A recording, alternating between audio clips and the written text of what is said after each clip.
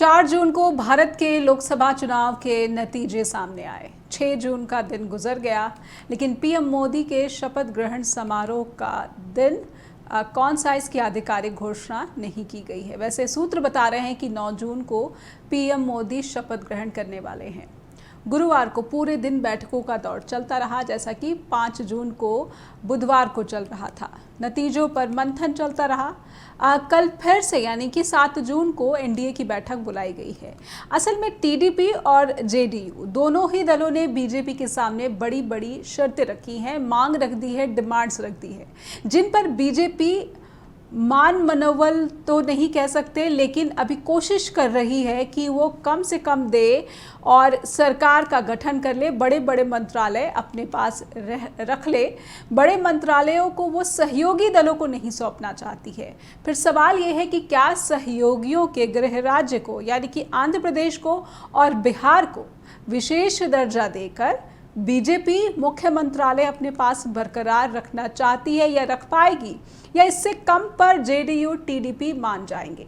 नमस्कार, आप देख रहे हैं स्ट्रेट टॉक। मेरा नाम है नेहा शुक्ला। जस हिंदी के इस बेहद ही लोकप्रिय कार्यक्रम में आप सभी दर्शकों का बहुत बहुत स्वागत। तो शपथ ग्रहण समारोह से पहले ही जो पेच फंसा हुआ है, वो डील क्या हो रही है, इस डील के लिए दोनों सहयोगी दलों को मनाने की कोशिश हो रही है, और इसीलिए कुछ सवाल हैं जिनको हम आज स्ट्रेट टॉक पे समझने की कोशिश करेंगे। ये सवाल बहुत अहम है क्योंकि भारत में तीसरी बार कौन सी सरकार किन मुद्दों पर और किन मुद्दों पर इस सरकार की क्या रणनीति देखने को मिलेगी, ये बहुत अहम हो जाता है क्योंकि भारत में जो मुद्दे हैं वो अंतर्राष्ट्रीय स्तर पर राजनीति को आकर्षित करते हैं। ये सवाल क्या है स्ट्रेट टॉक के, आइए नजर डाल लेते हैं। टीडीपी यानी कि चंद्रबाबू नायडू की पार्टी, जेडीयू नीतीश बाबू की पार्टी, बड़ी डिमांड्स के आगे इनके क्या बीजेपी झुक जाएगी? मंत्रिमंडल के चेहरों को रिपीट करने के क्या मायने हैं? कहा यह जा रहा है सूत्रों के हवाले से कि जो मुख्य मंत्रालय हैं वो बीजेपी अपने पास रखना चाहती है।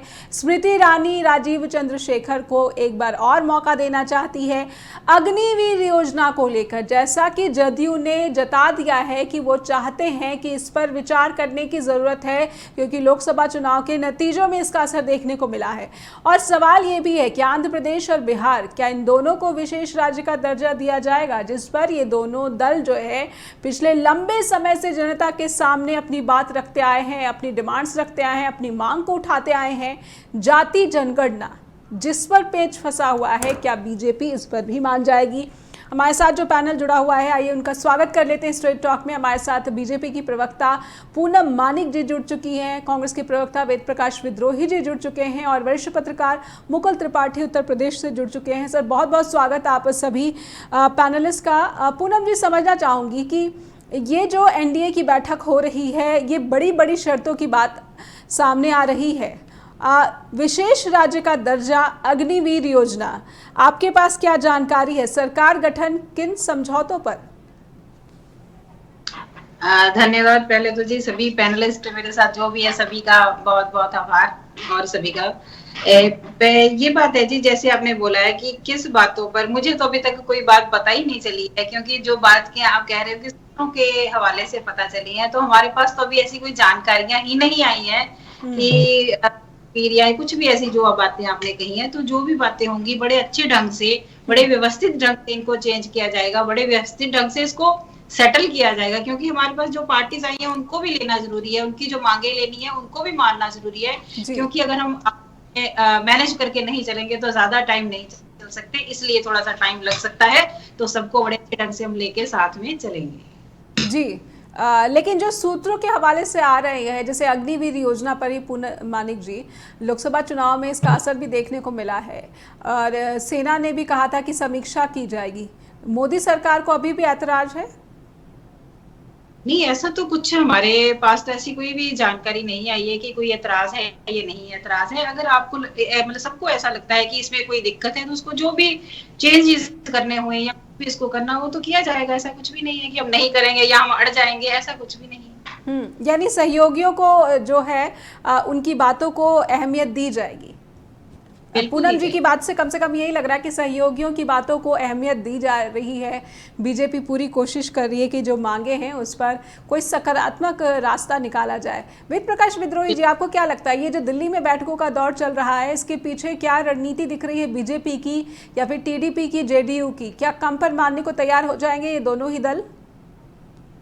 नेहा जी, आपको, वरिष्ठ पत्रकार और विश्लेषक मुकुल त्रिपाठी जी को, बहन पूनम जी को और जस्ट टीवी के दर्शकों को मेरा नमस्कार। जी सबसे पहले तो मैं इस देश की जनता का आभार व्यक्त करूंगा कि उन्होंने ऐसा मैंडेट दिया है जिसके चलते सरकार न तो अपनी मनमानी थोप पाएगी, न संविधान और लोकतंत्र पर किसी भी तरह का क्वेश्चन मार्क खड़ा कर पाएगी। वहीं मैं जनता का इस बात पर भी आभार व्यक्त करता हूं कि उन्होंने हमारे गठबंधन को 236 सीट दी और कांग्रेस को 101 सीट दी। मैं 101 सीट इसलिए बता रहा हूं कि 99 सीट तो हमारी आधिकारिक रूप से है, पर आपको अच्छी तरह मालूम होगा जी कि पूर्णिया में पप्पू यादव को रजत ने टिकट नहीं दी थी। उन्होंने निर्दलीय चुनाव लड़ा था और उन्होंने चुनाव इस बात पर लड़ा था कि मैं कांग्रेस में ही रहूंगा। और विशाल पाटिल जी, जो बसंत दादा पाटिल के पोते हैं, जो 3 बार महाराष्ट्र के मुख्यमंत्री रहे, सबसे बड़े नेता हैं महाराष्ट्र के माने जाते थे जी उनका पोता सांगली से, उनको शिवसेना ने टिकट नहीं लेने दी थी, अपना उम्मीदवार खड़ा कर दिया था। तभी कांग्रेस ने कहा था वो हमारा फ्रेंडली फाइट होगी, निर्दलीय चुनाव लड़ेगा, वो भी जीत गए। और विशाल पाटिल ने तो आज दिल्ली में आकर सोनिया जी से, राहुल जी से, खड़गे जी को लिखित रूप से भी दे दिया कि मैं कांग्रेस का एसोसिएट मेंबर रहूंगा। और पप्पू यादव भी उन्होंने घोषणा तो कर दी, पर दिल्ली में आते ही वो भी लिख कर दे देंगे। इस तरह हमारे 101 सीट जनता ने दी, जनता का आभार। अब मैं आपके सवाल, बहुत ही शुभ नंबर है विद्रोही जी, माफ कीजिएगा, मैं किसी इस तरह की बातों को नहीं मानती, लेकिन कहने में क्या जाता है। चलो, जनता का आभार। अब मैं आपके सवाल पर आता हूं। देखिए, मोदी जी कहते थे स्थिर सरकार दूंगा, एक दलीय सरकार दूंगा, गठबंधनों की सरकार ने देश का नाश कर दिया जी। जनता ने उनकी बात को ठुकरा दिया और जनता ने उन्हें मजबूर कर दिया कि अगर आपको हमने मैंडेट तो दे दिया, पर आपको गठबंधन सरकार चलानी होगी जी। हिंदुस्तान में 2009 और 14 के बाद, या यूं कहिए 10 साल बाद, फिर देश के अंदर गठबंधन सरकारों का दौर आ गया है। एक पार्टी की मनमानी अब नहीं चलने वाली जी। अब देर क्यों हो रही है, उसका कारण क्या है कि आप अच्छी तरह जानते हैं कि नीतीश कुमार जी और चंद्रबाबू नायडू दोनों ही बड़े हार्ड बार्गेनर हैं। ये आपने वाजपेयी के दौर में भी देखा होगा। और नीतीश कुमार तो किस तरह पलटी बार बार मारते हैं ये सारा देश जानता है, इसीलिए वो पलटू राम के नाम से विख्यात है। और चंद्रबाबू नायडू का भी कुछ नहीं पता, वो कभी इस गठबंधन में चले जाते हैं, कभी इस गठबंधन में चले जाते हैं। 2019 से लेकर 2023 तक के अगर आप चंद्रबाबू नायडू के वीडियो देखो, बयान देखो, तो वो घोर विरोधी हैं बीजेपी मोदी के। उनको फासिस्ट कहते थे, संघ विरोधी कहते थे, वे जो संघ सरकारें हैं, संघवाद जिसे आप फेडरलिज्म कहते हैं, उसके विरोधी थे। तो वो बड़े हार्ड बार्गेनर है। अब उन्होंने क्या बार्गेनिंग रखी है, क्या डिमांड्स रखी है, ये तो वो जाने, पर मैं ये मानने को तैयार नहीं हूं। तो मैं भी चंद्रबाबू नायडू को तब से जानता हूं जब वो जनता दल में यूनाइटेड सरकार के अंदर थे। वो जी उस समय से उनकी 96 से लेकर अब तक उनके राजनीतिक जीवन को भी जानता हूं और व्यक्तिगत रूप से भी जानता हूं। और तो नीतीश कुमार, क्या वो आंध्र प्रदेश को विशेष राज्य का दर्जा उससे कम पर तैयार नहीं है? उसी बात पर आ रहा हूं मैं, उसी बात पर आ रहा हूं। वो दोनों बड़े हार्ड बार्गेनर हैं। आज सरकार का संतुलन नीतीश के पास और चंद्रबाबू के पास है, और ये दोनों ही स्पेशल स्टेटस की बात करते हैं। और स्पेशल स्टेटस कोई आश्चर्य नहीं है। कांग्रेस ने जब बंटवारा किया था तेलंगाना आंध्र प्रदेश का, तो जो कानून बंटवारे का आया था दोनों राज्यों के पुनर्गठन का, उस पुनर्गठन के कानून में ही आंध्र प्रदेश को स्पेशल स्टेटस देने का विधिवत कानूनी प्रावधान कांग्रेस ने किया था। अब दुर्भाग्य से मोदी जी का एक छत्तर राज था, उन्होंने उस कानून का पालन नहीं किया। और चंद्रबाबू नायडू से पहले जो YSR कांग्रेस थी, वो खुद इतने घोटालों में फंसे हुए थे, मांग नहीं कर पाए और आवश्यकता भी नहीं थी मोदी को। पहले में 282 सीट अकेली एक ब्रेक भाजपा लेना में थी, पड़ेगा यहाँ पे जी। तो मैं खत्म कर रहा जी। हूं, और दूसरे में 303 सीटें थी। तो मोदी जी की मनमानी के चलते वो हो नहीं पा रहा था। अब ये दोनों अगर बिहार को और आंध्रा को स्पेशल स्टेटस नहीं देंगे जी, तो निश्चित रूप से ये सरकार 6 महीने से या 1 साल से ज्यादा नहीं चलने वाली। जी, तो आपने पहले ही भविष्यवाणी कर दी है कि अगर स्पेशल स्टेटस नहीं हुआ तो ये 6 महीने 1 साल तक ये सरकार टिक नहीं पाए। कुल जी भी हमारे साथ जुड़े हुए लगातार उन्होंने इस चुनाव को काफ़ी बारीकी से समझा है, इसका गहरा अध्ययन किया है और जो नतीजे आए हैं उस पर मंथन भी किया है। उनसे समझेंगे कि ये जो 2 दिनों तक दिल्ली के सियासी गलियारों में बैठकों का दौर चला है, इसके पीछे की मंत्रणा क्या है, क्या नतीजे निकल कर आने वाले हैं, किन शर्तों पर निकल कर आने वाले जी। क्या लगता है आपको, यहाँ तो भविष्यवाणी कर दी है कांग्रेस के एक लाइन कहती हूँ जी, अगर ठीक है, आपको बिल्कुल मेरी बात अधूरी रह गई थी। मैं ये भी कहना चाहता हूँ, मोदी सरकार का भविष्य 2 बातों पर टिका हुआ है। हरियाणा, महाराष्ट्र और झारखंड में जो विधानसभा चुनाव अक्टूबर में होने वाले हैं, उनके क्या परिणाम आएंगे और स्पेशल स्टेटस दोनों राज्यों का क्या होगा। इसी बात, अगर वो परिणाम हमारे पक्ष में अच्छे आए और स्पेशल स्टेटस नहीं दे पाए तो निश्चित रूप से मेरी बात याद रखना, ये सरकार 1 साल से ज्यादा नहीं चलने वाली। जी, चलिए 2-3 जो राज्य हैं वहाँ पर विधानसभा चुनाव के नतीजे जो कि अक्टूबर में होने वाले हैं उन पर भी टिकेगी बहुत सारी बातें कि कितनी मजबूत सरकार तीसरी बार एनडीए देगी भारत की जनता को। मुकुल जी, आपका क्या आकलन है? जो सवाल हमने स्ट्रेट टॉक के शुरुआत में रखे हैं, उन सवालों को जो कि टीडीपी की तरफ से शर्तें हैं, जदयू की तरफ से शर्तें हैं, ये शर्तें क्या बताती हैं? क्या बहुत ज़्यादा बड़ी बड़ी ये डिमांड्स हैं या इनको पूरा किया जा सकता है? क्योंकि इन्हीं मांगों को लेकर ये दोनों ही सियासी पार्टियां अपनी राजनीति आगे बढ़ाती रही हैं, जनता के पास जाती रही हैं इन मुद्दों को लेकर। जी देखिए, दोनों पार्टियों के साथ जो अभी जैसे विद्रोही जी ने कहा कि स्पेशल राज्य का दर्जा देना, तो दोनों के साथ चूंकि चीफ मिनिस्टर दोनों लोग हैं, नायडू साहब अभी उन्होंने डेट अपने शपथ की टाल दी है इस सारे उठापटक को लेके, क्योंकि ये जो चीज मिल रही है बहुत एक बार जो डील हो जाएगी वो फिर हमेशा हो जाएगी जी। तो अभी तो सेल पे चल रहा है सारा मामला कि कितने पे बैठती है गोटी। तो डिमांड सबकी, और फंसा खाली जो ये लोकसभा का एक पद है अध्यक्ष का, तो लोकसभा अध्यक्ष का पद इतनी आसानी से बीजेपी देगी नहीं। और लगातार इस पे चर्चा हो रही है कि वो लोगों की मांग है, क्योंकि सबसे ज्यादा खौफ इन्हीं दोनों पार्टियों को, क्योंकि बहुत ज्यादा सांसद नहीं है। आप 30 कह सकते हैं सरकार बनाने में है, लेकिन बीजेपी के लिए ये बहुत बड़ा कोई खेल नहीं, वैसा नहीं है कि कोई कठिन रास्ता हो। ये आराम से इनको कभी भी, इस बात का भी दोनों पार्टियों के नेताओं में खौफ है और इनके साथ रहना मजबूरी भी है। मजबूरी का इसलिए है कि विद्रोही जी ने स्पेशल राज्य का जो बताया कि आंध्र प्रदेश में खजाना पूरा खाली है, और वाईएसआर ने तो अमरावती जो जिला जिसको एक ड्रीम प्रोजेक्ट था नायडू का, वो आज की डेट में डेविल सिटी माना जाता है। भुतहा शहर 3-4 हजार एकड़ लैंड किसानों से लेके उसमें कंस्ट्रक्शन का काम करवा रहे थे, तब तक सरकार चली गई। और सरकार जाने के बाद वहां पे विश्वास नहीं मानेगी, इतनी उपजाऊ लैंड थी वो सब पूरी बंजर पड़ी है। वहां पिछले 5 साल में एक फसल किसी ने की नहीं हुई, और किसानों ने वो जमीन दान की थी। तो उस पे एक इनका ड्रीम प्रोजेक्ट है, और पैसा अगर खजाना खाली है तो वो सिटी कैसे बनेगा। और बहुत हाईटेक सिटी बना रहे थे, जैसे मोदी जी का शुरुआत में था कि हम स्मार्ट सिटी बनाएंगे, वो उनका तब का प्रोजेक्ट था। तो स्मार्ट सिटी तो बनी नहीं, इनकी सिटी भी गड्ढे में चली गई। तो उसके लिए भी वो मजबूर है। साथ में एक दिल में इनके कष्ट भी है कि जिस तरह से इनको अमित शाह जी ने बोला कि ये आदमी देश का सबसे बड़ा उस टाइप का आदमी है कि जो अपने ससुर के ही क्या कहते हैं पीठ पे खंजर भोग के आया है।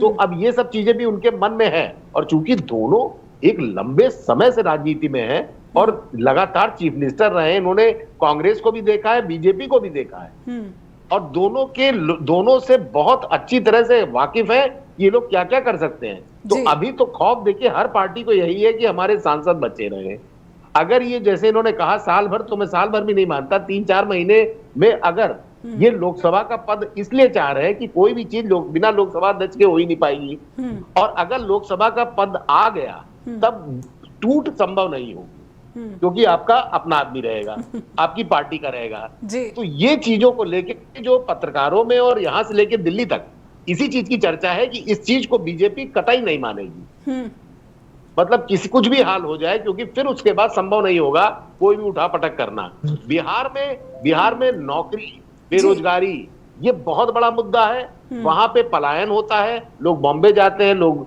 पंजाब जाते हैं। लाख आप राशन दे दीजिए, 5 किलो राशन से कोई आदमी अपनी नौकरी नहीं छोड़ता है। तो बहुत सारे लोग हैं, साउथ में जा रहे हैं बिहारी, तो वो चाहते हैं कि यहाँ पे भी डेवलपमेंट हो, और यहाँ पे हमको स्पेशल राज्य का दर्जा कब से मोदी जी ने कहा था। यूं कहिए कि एक क्लास है लोकसभा जिसमें फर्स्ट, सेकंड, थर्ड 3 स्टूडेंट बैठे हैं, और हर बार ये अब की बार तीनों स्टूडेंट, एक टॉप पे बीजेपी है, टीडीपी है, और फिर उसके बाद जेडीयू। अब तीनों लोग, अब फर्स्ट वाला कोई भी ऐसा काम नहीं कर सकता जो दोनों को बिना पूछे कर पाए, और दोनों की मांगे इतनी कठिन है कि अभी तो ये चलिए मामला वही लोकसभा पे अटकेगा, लेकिन कितनी मांगे, जैसे अभी मैं देख रहा हूँ 7 करीब राउंड अबाउट 7 दोनों पार्टियों के 7 मंत्री बनने के लिए एक प्रस्ताव जा रहा है। तो अब इसके बाद जो लोकसभा का है वो बहुत टेढ़ी कीर है, और दोनों पार्टियों को, टीडीपी के भी सांसद दिल्ली में बैठे हैं और जेडीयू वाले भी बता रहे हैं, तो वो कितने दिन कहाँ रहते हैं। और आपको बता दें, अभी की खबर आ रही है, अजीत पवार ने मीटिंग बुलाई और उसमें से 5 विधायक गायब हैं, वो आए ही नहीं है, अभी बैठक चल रही है। तो अब इसको देखिए कि अब कितना बड़ा उठापटक चल रहा है। और हमारे महाराष्ट्र के कुछ मित्र हैं, उनका भी शाम को बात हुई थी, तो कुछ सांसद अब वापस लौटना चाहते हैं, जो नहीं आ रहे थे, जो जीते। अब उनको लग रहा है सांसद नहीं बन पाए तो आने वाले टाइम में विधानसभा का चुनाव आ रहा है, तो अगर हम वापस लौटे तो बची कुची जमीन तो मिलेगी जी। तो यानी जो दल बदलुओं की जो अभी एक संख्या है, वो इस समय बहुत ही एक अवसर देख रहे हैं, अवसरवादिता की जो राजनीति है वो इस समय महाराष्ट्र में तो हावी है ही, और केंद्र स्तर पर भी आप इसकी आशंका जता रहे हैं। जी जी जी जी जी। अब आप एक लाइन और पूरा कर लो जी, कि जो जैसे महाराष्ट्र में हुआ, जैसे आपका मध्य प्रदेश में हुआ, जो चीज कर्नाटक में हुई, जो चीज राजस्थान में कोशिश की गई, ये पिछले अभी 5 साल की सारी घटनाएं हैं। तो कोई भी नेता हो, अगर आप खुद अपने आप को नायडू जी और इनकी जगह रखिए, नीतीश कुमार की जगह, तो आप खुद खौफ में आ जाएंगे, हम कब तक इनको संभालेंगे। क्योंकि देखिए चीजें, ऑफर ऐसी होती है, राजनीति है ये, इसमें सब करते हैं। कांग्रेस ने अपने टाइम में किया, बीजेपी अपने टाइम में कर रही है, लेकिन जिस तरह से बीजेपी लगातार 6 पे 6 मार के अपनी सरकारें बना रही है, उसका खौफ नायडू के अंदर भी होगा और इनके अंदर भी होगा, और ये थोड़ा सेफ गेम खेलेंगे कि कल की डेट में ऐसी परिस्थिति ना आ जाए कि हम यहाँ के भी ना रहे, वहां के भी ना रहे। जी, बहुत बड़ी बात बोली बीजेपी की प्रवक्ता से। इस सवाल को या फिर जो संशय है, आशंकाएं हैं, उन पर क्लैरिटी ज़रूर लूंगी। लेकिन पूनम जी, कांग्रेस के प्रवक्ता ने जो बात कही, और जो हमारे जो विशेषज्ञ हैं मुकुल त्रिपाठी, वरिष्ठ पत्रकार, उन्होंने बात कही, कहीं ना कहीं 2 प्रश्न हैं बीजेपी के सामने। एक तो आपकी सरकार कितनी मजबूत रहेगी, क्या वो 6 महीने 1 साल में जो है फिर से डबाडोल स्थिति में देखी जाएगी। दूसरी, क्या अवसरवाद की राजनीति को बीजेपी फिर से बढ़ावा देने जा रही है, अगर बड़ी डिमांड्स नहीं मानना चाहते हैं प्रधानमंत्री मोदी तीसरे कार्यकाल के लिए। इन दोनों सवालों या फिर आशंकाओं पर आपकी टिप्पणी। पहले तो मैं ये कहना चाहूंगी, अपने कांग्रेस के भाई, हमारे बड़े विद्वान भाई हैं, उनको मैं कहना चाहूंगी कि ना, मुझे लगता है कि ये एस्ट्रोलॉजर है ना, या एस्ट्रोलॉजर रहे होंगे कहीं ना कहीं, क्योंकि भविष्यवाणियां करते हैं, तो पता नहीं अब इनकी भविष्यवाणी कहाँ तक सिद्ध होगी, साबित होगी। तो कहना चाहूंगी कि ऐसा भी नहीं है, क्योंकि आने वाले, देखो, जब भी हम अलायंस के साथ आगे बढ़ते हैं तो हमें बहुत कुछ सोचना पड़ता है ना, सबके साथ लेके चलना पड़ता है। जो इन्होंने भविष्यवाणियां की है वो पूरी ना हो, उसमें कुछ ऐसी चीजें ना हो जाए, उसके लिए ये सारी चीजें देर लग रही है, सब कुछ हो रहा है। जो हमारे मुकुल भाई साहब ने कहा है वो बहुत सही बातें उन्होंने बोली हैं कि ये सब कुछ ठीक है, लेकिन बात वही आ जाती है रुक के कि टाइम लगेगा, टाइम लेना ही चाहिए। मैं तो ये कहूंगी कि अगर आपने स्टेबल सरकार बनानी है तो उसमें टाइम लगाना ही चाहिए, सब कुछ सोच समझ कर ही करना चाहिए। और हमारी पार्टी ऐसी पार्टी है जो गरम गरम खाने में विश्वास नहीं करती है, हमेशा ठंडा फूक मार मार के खाने में विश्वास करती है। तो मुझे लगता है ऐसा ही होना चाहिए और ऐसा ही होगा और हम बड़ी स्टेबल सरकार बनाएंगे। तो मैं इनकी भविष्यवाणी को, हम फिर से कभी किसी डिबेट में इकट्ठे होंगे तो मैं चाहूंगी कि इनकी भविष्यवाणी कभी सच ना हो और हम एक अच्छी सी सरकार बनाए, स्टेबल सरकार बनाए अपने राष्ट्र के। जी पूनम जी, लेकिन जो बीजेपी पर एक आरोप भी लगते रहे हैं, बीजेपी की राजनीति ऐसी दिखी अलग अलग प्रदेश में, देखें महाराष्ट्र का ही आप उदाहरण ले लीजिए, जिस तरीके से पार्टियों को तोड़कर उनके सदस्यों को अपने पास शामिल कराने की एक हिस्ट्री दिखती। अभी अगर पिछले निकट भविष्य की निकट इतिहास की बात की जाए तो महाराष्ट्र में ये सब दिखा है। क्या अवसरवाद की राजनीति को बीजेपी फिर से बढ़ावा देगी या इसे ऐतराज करेगी? देखिए, अवसरवाद को कभी भी हम बढ़ावा नहीं देते। बाकी बात रही हमारे ऊपर ये एलिगेशन लगता है, हर जगह ये एलिगेशन लगता है, हम तो किसी को लेने नहीं जाते, किसी को कहते नहीं हमारे पास आ जाएं। जो लोग हमारे, देखो हमारी पार्टी एक देश की सबसे बड़ी पार्टी है, अभी तक बहुत बड़ी पार्टी है, उसमें विस्तार हो रहा है, विकास हो रहा है, विकास के नाम पे और पूरे विश्व में हमारी चर्चा हो रही है, पार्टी की चर्चा, भारत की चर्चा हो रही है, क्योंकि मोदी जी ने इतने अच्छे अच्छे काम किए। भारत पूरा विश्व उनको सल्यूट करता है। तो लेकिन ये मुझे नहीं समझ आती कि हमारे देश की ऐसी पार्टीज हैं जो इस चीजों को नहीं मतलब सहन कर पा रहे हैं, तो उनको पता नहीं क्या प्रॉब्लम है। तो मैं ये कहना चाहूंगी कि थोड़ा सा समय दें, रुके। हम कभी भी अवसरवाद को बढ़ावा नहीं देते हैं, ना ही कभी ऐसा करते, लेकिन वो हमारे साथ हमारी सहयोगी पार्टियां हैं तो उनको भी मानना ही पड़ेगा। जी, जाति जनगणना पर बीजेपी का क्या स्टैंड है? जाति जनगणना अब तो आने वाला टाइम बताएगा कि हमने जो, वैसे तो आज तक हमने जो कहा है वो किया है, तो अब आगे भी ऐसा ही होगा, जो हमने कहा है तो किया, लेकिन सबके साथ सबके साथ मिलकर जो सभी बोलेंगे, जैसा उनके साथ समर्थन बनेगा वैसा ही हम काम करेंगे। यानी इस बार जो तीसरा कार्यकाल है बीजेपी का काफी नरम दिख रहा है। विद्रोही जी क्या कहेंगे, इस बार बहुत सारी बातों पर मिलकर बैठकर विचार करके ही नीतियां बनाई जाएंगी या फिर आगे बढ़ाई जाएंगी? देखिए नेहा जी, जैसी बहन पूनम कह रही, ना तो मैं कोई भविष्यवक्ता हूँ ना मैं कोई भविष्यवाणियां कर रहा हूँ जी। मैं आपके सामने यथार्थ का राजनीतिक धरातल रख रहा हूँ। आडवाणी और वाजपेयी जी उस जमाने वो गठबंधनों की सरकारों में रहे हैं, गठबंधनों के दौर को जानते हैं जी। मोदी शाह ने ना तो कभी गठबंधन चलाया है, और जो गठबंधन राज्यों में चलाया है वो ऐसा विविध चलाया है कि जिसके साथ भी गठबंधन या सहयोग किया उसी को खत्म किया है। उदाहरण बता सकता हूं आपको, टीआरएस के साथ क्या किया। टीआरएस 10 साल तक इनका केंद्र में सहयोग देती थी, आज उसकी क्या हालत इन्होंने बना दी। बीजेडी 10 साल तक इनको सहयोग करती रही, उसकी क्या हालत बना दी। शिवसेना के साथ इन्होंने क्या किया। शरद पवार हमेशा मोदी के प्रति नरम रहते थे, उसके साथ क्या किया। हरियाणा में जेजेपी के साथ क्या किया, अकाली दल के साथ क्या किया, एजीपी के साथ क्या किया, नीतीश के साथ क्या किया। ये मैं कोई ऐसी बात नहीं कह रहा, ये वो नेता जानते हैं। जैसे मुकुल जी ने बताया कि बीजेपी का इतिहास रहा है, जिसके साथ रहा, जिसके कंधे पर रखकर ये चढ़े, उसी को गर्दन काटी है इन्होंने। तो इसीलिए मैंने कहा है कि अगर ये उनकी बात मान लेंगे तो सरकार इनकी चल सकती है, नहीं मानेंगे तो ओहदे मुंह गिरेंगे। और केवल यही मुद्दे नहीं है, आप आगे चलिए, यूएससीसी का मुद्दा है, ये लागू कर रहे हैं हिमाचल में ना, उत्तराखंड में जो पास कर दिया, आगे क्या होगा, बिहार में क्या होगा, आंध्रा में क्या होगा।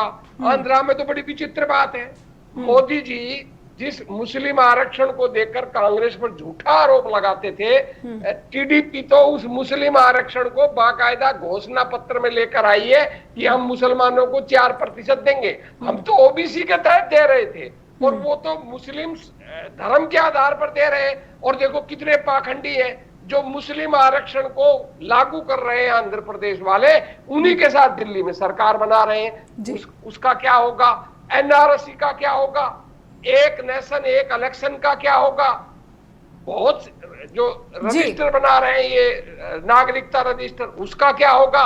और पर जेडीयू ये तो कुछ कह रहा है कि जातिगत। विद्रोही जी, सुन ये लीजिए तो कुछ ना, वो मुद्दे हैं ना सुन जो लीजिए ना, कि ये चीजें हैं, ठीक है। इन्हीं पर तो मतभेद होंगे। जेडीयू कह रहा है जातिगत जनगणना होनी चाहिए, मोदी जी तो जातिगत जनगणना के खिलाफ है। उन्होंने तो आंकड़े भी प्रकाशित नहीं किए जो कांग्रेस के समय आए थे। ये वो कह रहे, आज ही बयान दिया जेडीयू ने कि भाई अग्निवीर योजना की समीक्षा होनी चाहिए, बीजेपी करना नहीं चाहती। अध्यक्ष पद का मुद्दा है, बीजेपी देना नहीं चाहती। तो ये यथार्थ के मुद्दे हैं। मैंने कहा इन मुद्दों का क्या हल निकलेगा, इन मुद्दों का क्या स्वरूप होगा, उससे भविष्य की राजनीति तय होगी। अगर ये हैंडल कर लेंगे तो सरकार चला लेंगे, और नहीं हैंडल करेंगे तो गिरेंगे। इनके सामने मजबूत विपक्ष है, 236 तो हमारे इकट्ठे हैं जो प्रतिबद्धता दिखा चुके हैं, और उनमें कोई नहीं टूटने वाला। क्यों नहीं टूटने वाला? कि ये 236 लोग ऐसे हैं जिन पर 10 सालों से ऐसा दमन हुआ है, ऐसा उनका कुचला गया है कि वो परेशान थे। तो वो किसी भी हालत में मोदी के साथ नहीं जाने वाले, और संसद के अंदर इतनी मजबूती से आवाज उठाएंगे कि मोदी को कोई असंवैधानिक कार्य नहीं करने देंगे।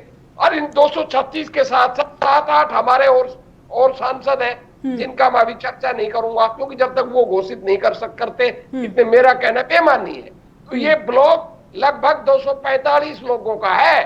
तो जब 245 लोगों का ब्लॉक हो और 28 लोग ऐसे हैं जो इस बात पर मुकुल जी सही कह रहे हैं कि हमें तोड़ ना ले, अपने विधान सांसदों को सेफ रखना चाहेंगे। जिस दिन उनको लगा कि उनकी सेफ्टी में खतरा है, उनको 1 सेकंड लगेगी पलटी मारने में, क्योंकि दोनों पलटी मारने में उस्ताद है। चंद्रबाबू नायडू ने कितनी पलटी मारी यूनाइटेड। तब तो विद्रोही जी, चाहे वो जिस भी गठबंधन में जाए, अस्थिरता तो बनी रहेगी, अनिश्चितता तो बनी रहेगी। यही करते हैं, मैं तो कह रहा हूँ ना।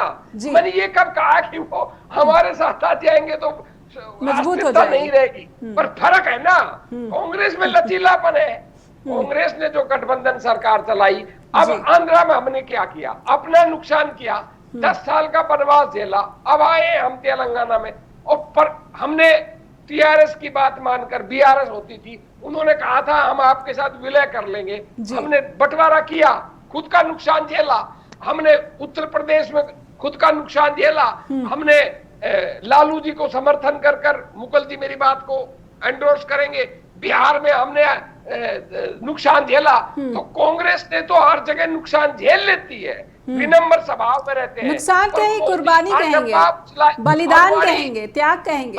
अडवाणी और वाजपेयी जी से भी आशा कर सकते थे आप, पर मोदी शाह की आज तक की राजनीति, भविष्य में क्या होगी मैं नहीं कहता, आज तक की राजनीति बलिदान की नहीं रही है। उनकी राजनीति तो छीनने की रही है, दूसरे को कुचलने की रही है, दूसरे को दबाने की रही है। जी, यानी कांग्रेस स्वयं को एक ऐसे सहज सहयोगी के रूप में प्रोजेक्ट कर रही है। लास्ट बात कहूंगा, मेरा नंबर आए, लास्ट बात और कह देता हूँ।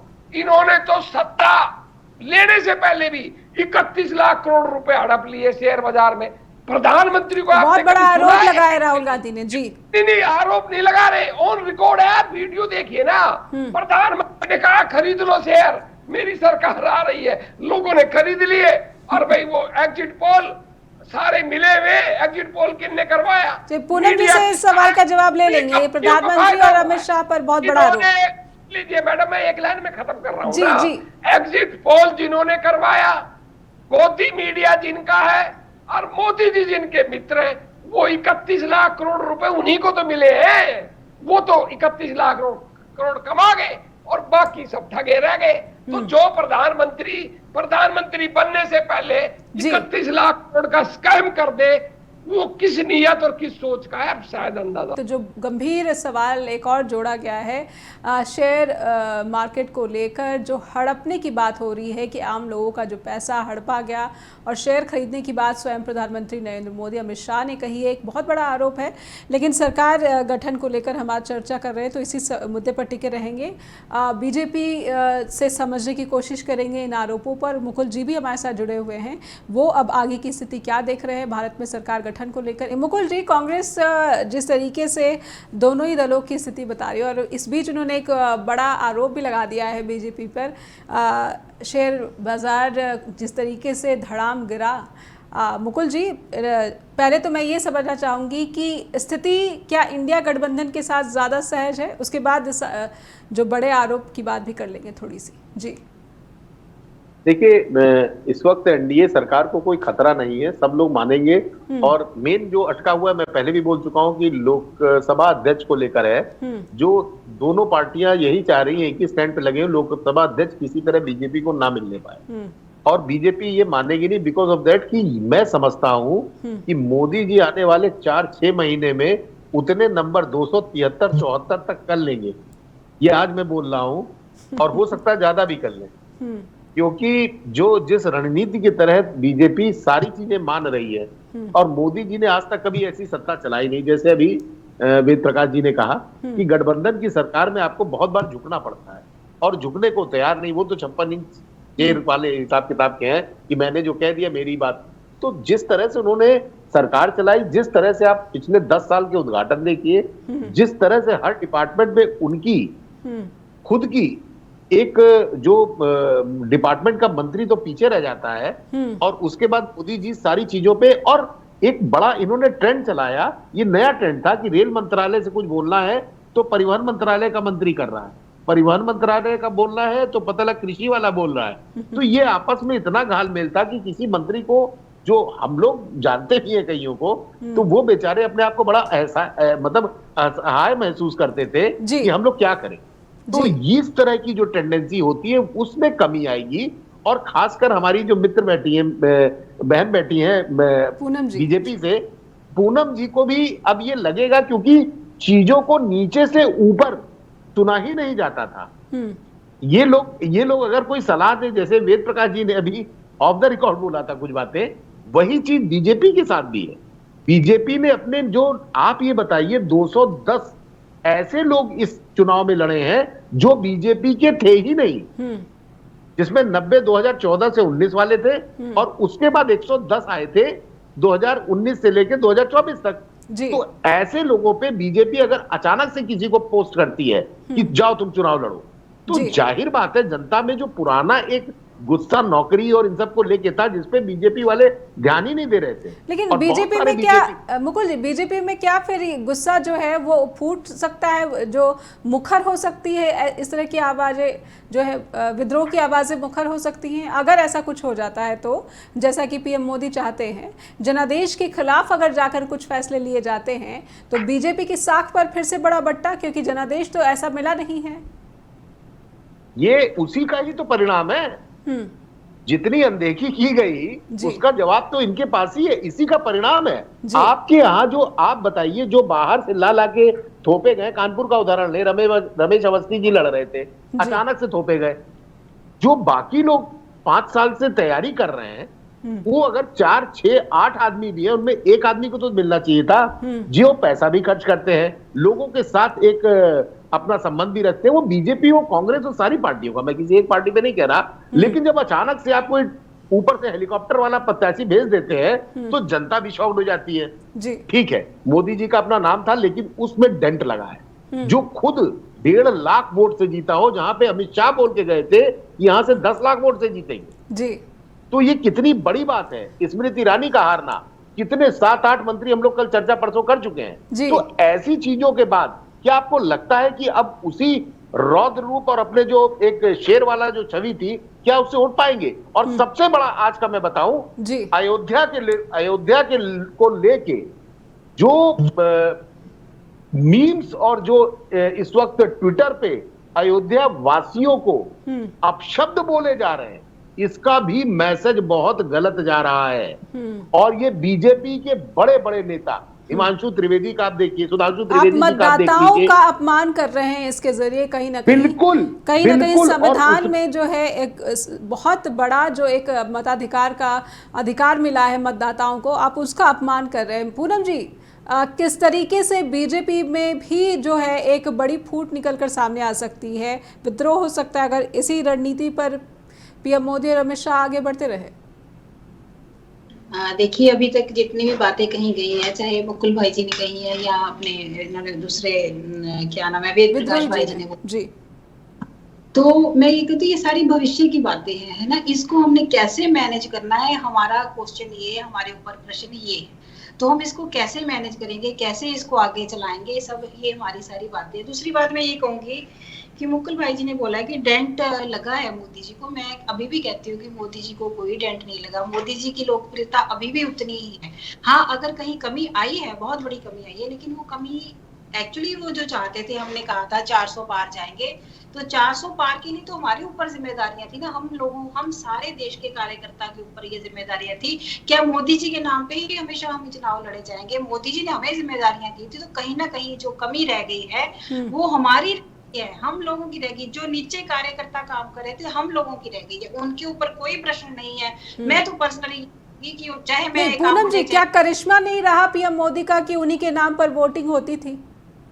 बिल्कुल उनके नाम पे हुई है, लेकिन हम तो देखो, मैं अपने पंजाब की बात करती हूँ, मैं पंजाब से हूँ, तो पंजाब में हम अकाली दल के साथ लड़ते थे। आपने पहले भी ये क्वेश्चन उठाया था कि अकाली दल था, तो हमने तो अकाली दल को नहीं छोड़ा था, अकाली दल हमें छोड़ गया था ना जब किसान आंदोलन हुआ था, तो उन्होंने हमें छोड़ दिया, हमने नहीं छोड़ा। मुकुल जी को जोड़ना चाहते हैं, मुकुल जी से। जी जी, मैं एक सवाल पूछना चाहता हूं कि आखिरकार अकाली दल ने आपको क्यों छोड़ा और किस मुद्दे पे छोड़ा?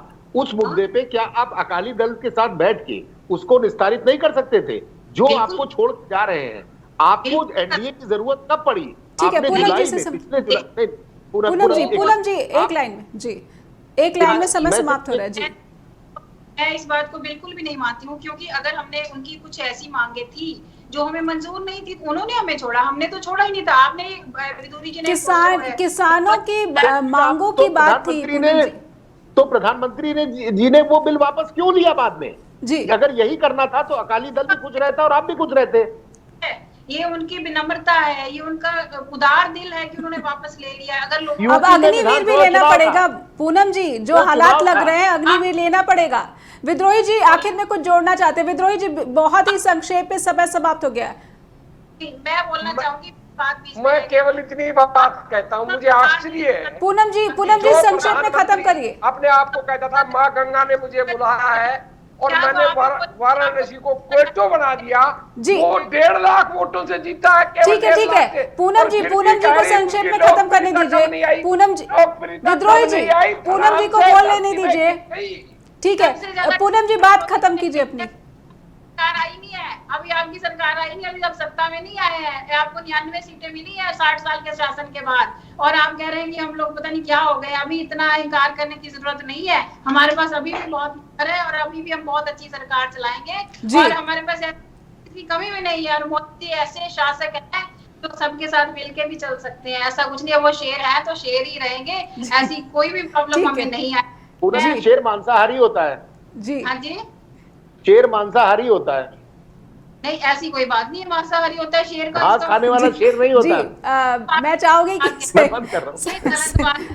भाषा की सही जो संयम बरता जाए। बहुत बहुत धन्यवाद देना चाहूंगी मैं अपने पैनलिस्ट का, चर्चा में शामिल हुए और अपना कीमती जी जो कर रहा था। एक लाइट नोट के साथ मैं यहाँ पर ख़त्म करना चाहती हूँ। कोई भी जो टिप्पणी है वो किसी को आहत, किसी की भी भावना को आहत करने के लिए नहीं होनी चाहिए। तो ये जो सार्थक चर्चा हम चाहते हैं कि स्ट्रेट टॉक के ज़रिए हो और भारत के हर नागरिक को, हर मतदाता को यही अपेक्षा रहती है केंद्र की सरकार से कि उसके मुद्दों की बात हो, उसके हितों की बात हो। और तीसरी बार पीएम मोदी को कार्यकाल मिलने का ये मकसद साफ होगा और जनता अपेक्षा करेगी कि ये जो सरकार है ये उनके अपने मुद्दों की सरकार हो। बहुत बहुत धन्यवाद करना चाहूँगी दर्शकों का और उम्मीद करती हूँ कि आप अपना कीमती फीडबैक अवश्य भेजें info@justbroadcasting.com या फिर neha@justbroadcasting.com पर भी। नमस्कार।